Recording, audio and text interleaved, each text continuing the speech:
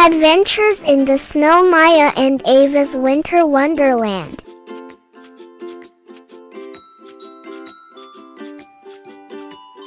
Once, there were two friends named Maya and Eva. It was winter, and everything was covered in white snow.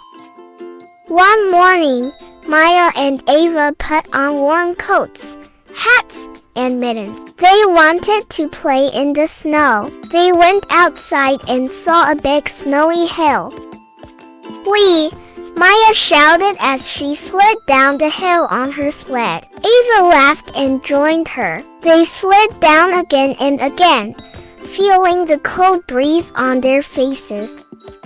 After sliding, they built a snowman with a big smile and a carrot nose. They found sticks for arms and used buttons for eyes. Their snowman looked so friendly. As they played, they heard a sound. It was coming from the trees. Maya and Eva looked up and saw a group of birds chirping. They threw some breadcrumbs on the ground, and the birds came to eat. The girls made snow angels by lying on the snow and moving their arms and legs. Then, they had a snowball fight and giggled a lot.